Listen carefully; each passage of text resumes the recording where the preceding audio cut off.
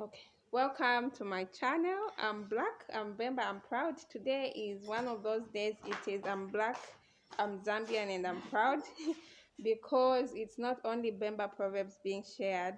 I have a lady who will be joining me shortly. I won't say her name, I won't say what tribe. She will come and say everything by herself. In the meantime, like, share, subscribe if you haven't done so. Um, Before my friend joins me and we share proverbs from her tribe, I have one proverb, a Bemba proverb I want to share. Uh, it's in memory of my dad. Yesterday was his birthday, and so it was a very low day for me because every year uh, on my birthday especially, he used to love calling me at midnight and remind me that I was making him older by virtue of me growing older myself. And so over the years I learned to do the same, and yesterday I was reminded that I cannot make that call anymore because he's not here. uh, for this reason, I want to use this proverb to encourage someone who may be going through something similar, that they are not doing anything wrong by mourning. And I also want to appeal to those people who have something negative to say about people who are mourning their loved ones. Okay, so the proverb is Uulila, tabamuceba, kukanwa. Uulila, tabamuceba, kukanwa. Translation is uh, don't pay attention to the mouth of someone who is crying or weeping. Man, can we just agree that there are some things I cannot translate in English? They don't exist in English. Okay? It just can't. They are saying in vernacular that I cannot be able to put in English. But I hope you got the idea. I hope I managed to paint a clear picture with my not so good translation. I hope you get the idea. As I elaborate further, I hope it will make much more sense. So the interpretation of that proverb is, don't pay attention to the words and the actions of someone who is mourning.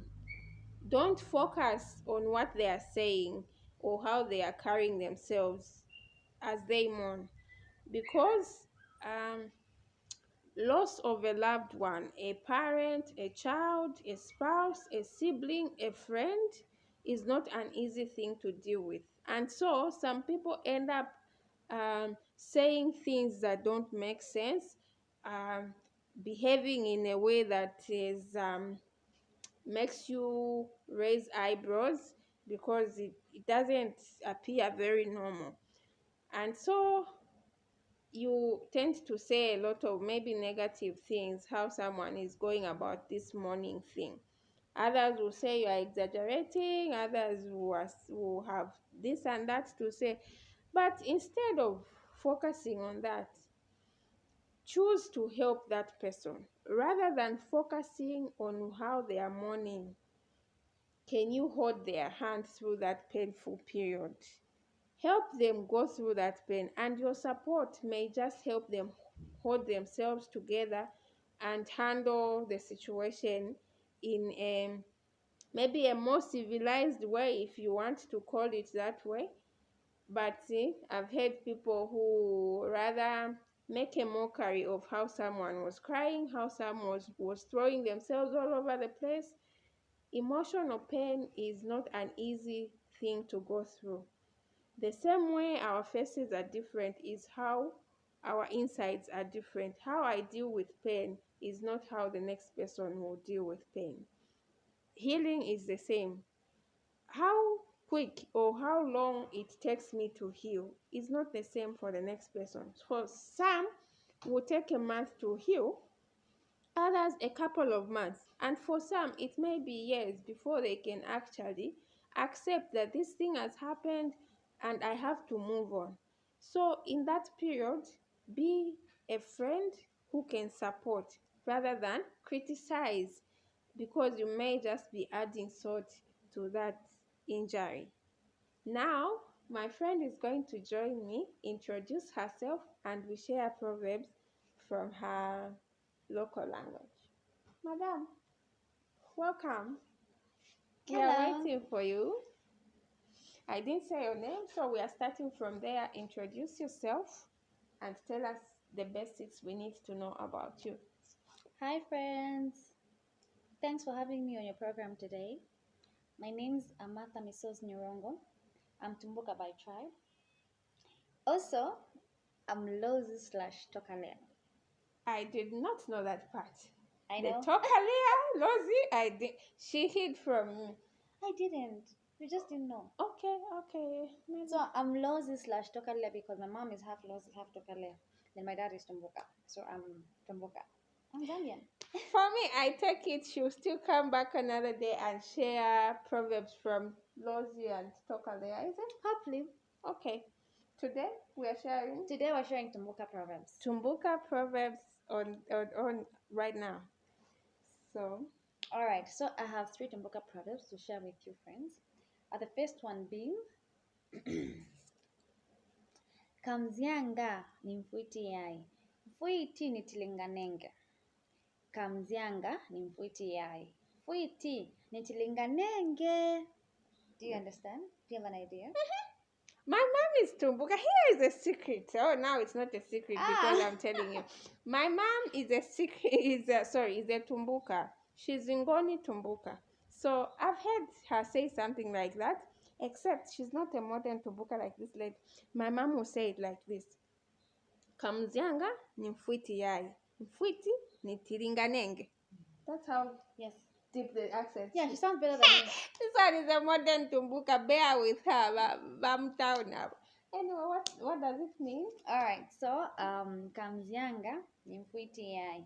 Mfwiti ni tilinganenge. What this basically means is you're better off having somebody criticize you when you do something wrong, and like having somebody wait for you to err like they did so that you and them are on the same level, on the same pace. Wow. I'll be watching you. So okay, what she's saying is rather than sit and wait for someone to land where you landed, especially if you've been on that road. Yeah. Don't let them land where you landed. Just talk to them and tell them this path you are taking is a destructive one. Mm-hmm. But if you choose to keep quiet, trust me, you are on your way to being a witch. You are already a witch. Yes, that's true. Aye. Yeah. Mm-hmm. So the second one being Njove imoza itinanyinda yayi. Njove imoza itinanyinda yayi. I know that one. Oh, you do? Yes. There we go. Okay. We have it in Bemba. Uh-huh. When she was doing Jove Moza Ninda. Okay, it's the same as Umunwe Umo Tausalanda. Exactly. Correct. Yeah. Yes. What does it mean? It means teamwork is key. Basically just says you're better off doing things together as a team than having to do something by yourself. Okay. That helps you kill time. Mm-hmm. It also helps you have massive production. Okay. And successful, because at the end of the day, if you're going to do something that can be done by 5 people on your own, it will take up most of your time. Mm-hmm. And then you might not do it as good as you can with other people because people bring in different ideas. Yes. You see? So teamwork is better. Oh, yeah. Which means? Someone actually told me that team means together everyone achieves more. Exactly, correct. So there's power in teamwork. Yeah. What I can achieve by myself, we can achieve better together and more as a team. Yes. So if you want to be you want to be the star of this show alone, you may not get the good results that you could if you involved other people. Being an island may not work well. There are instances when you can do stuff by yourself, but most times we need each other. At any given point, human beings need others to survive, right? Yes. Mm-hmm. The last one? The last one is mwana wa mnyako ni mwana wako. Mwana wa mnyako nawe ni mwana wako. Okay. Mwana wa mnyako nawe ni mwana wako. Her child is equally my child. Okay? It simply means that if I take care of her child, I need to take care of her child the way I will take care of my own child. Because one thing you should understand is that children see what other children do. So if my child is behaving a certain way and she's seen that and she decides to keep quiet about it, thinking she's favoring me or she's punishing me, it also affects her kids because they're seeing what the other child is doing. They're also learning from my child. But if she's able to punish my child or correct my child or train my child in the same way she does with her children, it will bring all of them to be very good and normal children. Okay. Do you understand something from that? I do. Somewhere in my mind when you were explaining, something came to mind. It takes a whole village to raise a child. I think it's close to it's that. Closer to that, yeah, actually. Even if the child came from my belly, when it comes into this world, it's society's responsibility to help me raise that child. In my absence, there must be someone to maybe provide for this child and correct this child, teach this child morals and whatever. Because when you neglect a child, believe me, you still pay for that. Even if it's not your child, if you watch another person's child go astray, one way or another you're going to be affected. That child will become a thief who will be stealing from you when you could have avoided that. So we may not provide the same for our children and strangers people, but let's do the part that let's identify the roles we can play in people's children's lives. And let's be responsible. Yes, help raise the children together, because God let these children be born around us. So somehow it's our responsibility.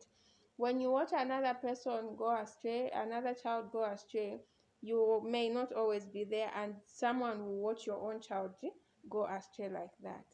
So let's be each other's keeper, brothers keeper, sisters keeper, involving our children, other people's children. Nishi, we are making this world a better place for everyone. Yeah. Do you have anything more to say? Not today. Okay, not today. There's hope. When someone says not today, it means another day they'll still be back, which is very good news for me, and I hope it will be good news for you, because we are still learning and preserving Zambian culture. Sure.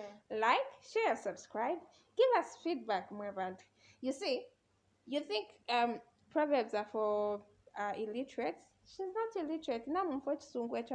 But she knows proverbs. And if we can learn the proverbs, we are on the right track. We are preserving Zambian culture. We are passing knowledge to the next generation. Yes. See you next time. Thank you. Bye.